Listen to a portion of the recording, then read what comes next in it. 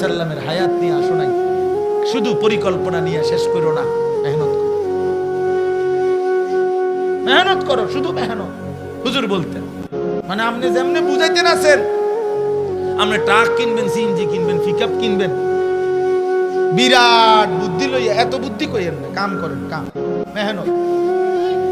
হযরত বলতেন মেহনতের নাম ইসমে আজম।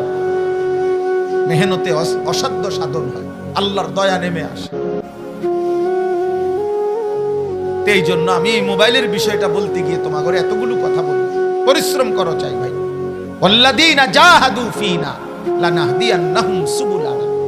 আল্লাহ কোরআনে বলছেন, আমার বান্দা যারা আমার পথে কষ্ট করে, পরিশ্রম করে, মুজাহাদা করে, জীবনের সবটুকু দিয়ে জিহাদ করে, আল্লাহর জন্য জান প্রাণ মন বিলিয়ে দেয়, লানাহদিয়ান্নাহুম সুবুলানা, জান্নাতের পথ, জাহান্নাম থেকে বাঁচার পথ, হেদায়েতের রাস্তা, একটা না শত শত রাস্তা আমি আল্লাহ নিজে তার জন্য খুলে দেই। এবার সে দাওয়াতও আখিরাত মিলে, তাবলীগও আখিরাত মিলে, তালিমও আখিরাত মিলে, জিহাদেও আখিরাত মিলে, তাজকিয়াতেও আখিরাত মিলে।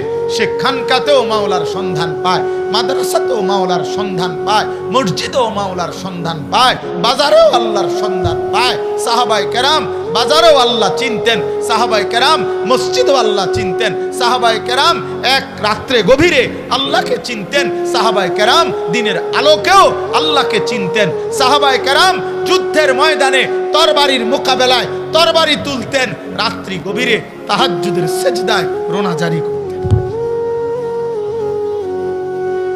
আল্লাহ তাদের জন্য সব লাইনে